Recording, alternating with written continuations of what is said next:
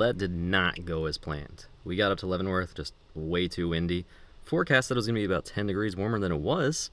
That's really cool considering I was wearing shorts and a t-shirt. So, now you're going to hang out with me for a little bit while I go do some drone shots for a real estate broker.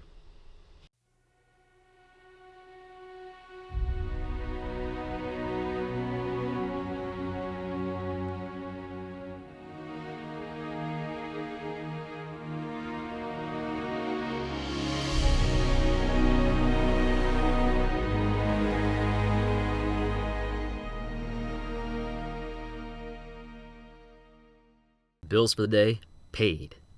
Let's go check out this ND filter, see how it does.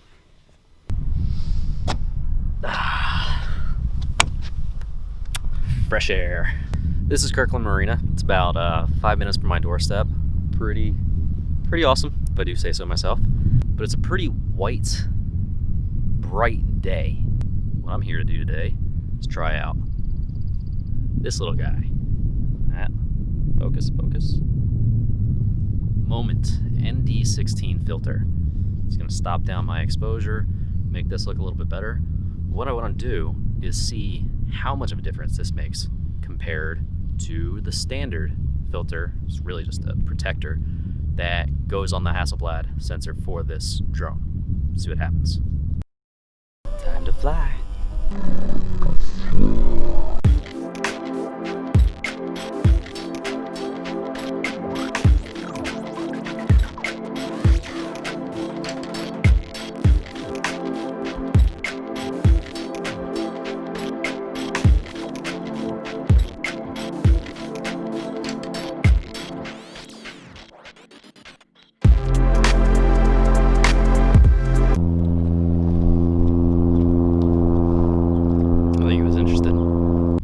Alright.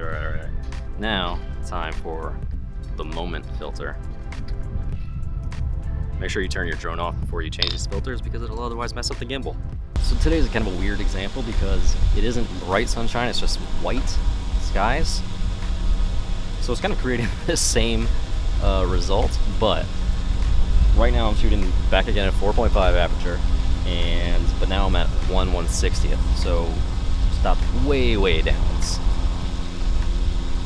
It said that's a 16 stop filter, so a lot darker. But it does give a little bit more texture to the sky. And because I'm shooting in D-Log, I can bring the shadows up in front of these boats and everything and it'll look fine.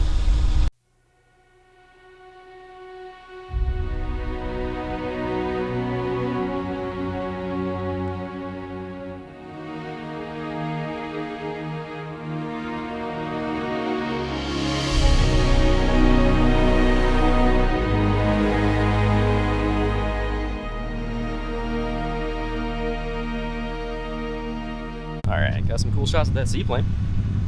Let's go do some color grading.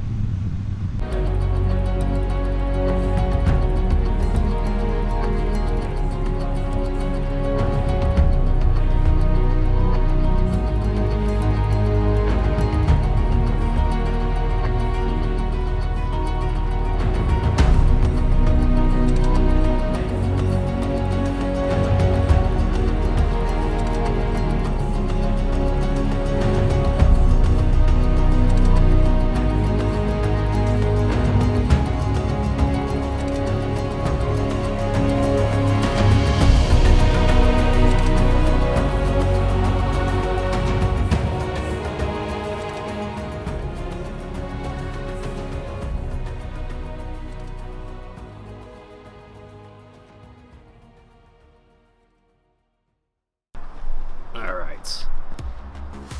Moment. Drone filter, ND16. What's the final verdict?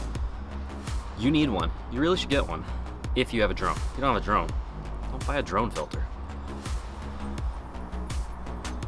I can see my breath in June. Seattle. So this is a 16 stop filter. It's, let me open this guy up. Really dark. And there are plenty of filters out there that were, ND4, ND5, ND8. Why would you get those? I don't really understand, because from what I've seen, any time that you're flying drone in the daylight, it really just wouldn't do enough. The Mavic 2 seems to get the sharpest image quality around like f4 to f like 5.6, and anything higher than that to try to stop down an image, it looks noisy. And not noisy from a grain perspective, just noisy in that it's just busy. It's a lot for the eye to take in. So I can't imagine why you would get like an ND4 and put your shutter up to like 1/3200th, or like at f11 or so.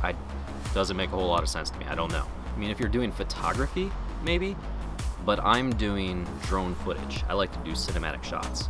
So for that, it makes sense to have a stopped down filter, like heavily stopped down. Because I'm recording at 24:9.7, 25 frames a second on my drone to get that kind of smooth cinematic look. And to really complement that, my frame rate, I like to keep it around 1/50th, 1/80th, right in that range. Anything faster than that, the image quality gets stuttery, a little bit skippy. It's just not too smooth, not cinematic. So if you're predominantly shooting video with your drone, I think you have to have something that stops it down a little bit more than an ND4 would. This was pretty perfect for me. I mean, as you can see right now, in Washington, we have a lot of these white sky days. And when you think about it, drone is aerial. You're gonna see sky and ground at the same time. So if you're buying a filter for your drone and you're trying to expose everything evenly, not only is that the wrong way to approach filters, that's the wrong way to approach photography. On a white, hot day, the sun might not be visible, but it's just that bright white. You still can't look at it. The sky is overexposed to your eyes. So it doesn't make sense to try to expose the sky and the ground subject at the same time. It doesn't make sense. Pick where your subject area is and expose for that. It's okay to have a hot white sky. Now, I'm not talking about blown out so that you see rippling and weird contrast in the hot white. That's super overexposed. But don't try to bring it out so that you see every definition of the cloud and I get disappointed when the ground is super dark and you can't see anything. So from that footage I just showed you, I think it did a pretty good job of, adding some more character to the sky. You could see a little bit more of the contours of those clouds, but you didn't lose anything on the ground or anything in the water. It still preserved those shadows and blacks without crushing them to the point that indiscernible. Not to mention when it got to grading with the ND filter made it a little easier. The drops and highlights, the change in contrast, just the overall tonality was a lot easier to work with because the footage was stopped down by 16. Well, it's a little bit hard to discern the differences between the two because, like I said, it was that white day, so you're not going to see the vast difference between a blue day without a filter and then a blue day with an ND16. That blue is just going to get dark and vibrant blue. It's harder to see the difference in those whites and those highlights. But like I said, once you get to editing, that difference is huge. It's so much easier, it's so much less work. So you might not see it, but it'll make your life so much easier in post-editing. With all that said, $15. $15, that's all this was. And it was for Moment. They're a legitimate company. They got some good name recognition to them. Sponsor me, Moment. Okay, I'm gonna start wrapping this up because once again, Washington weather not cooperating, and I'm sure you can probably hear the rain hitting that mic. So I'm gonna send you out with a little bit more B-roll of the footage I got with this Moment ND16 filter for the Mavic 2 Pro.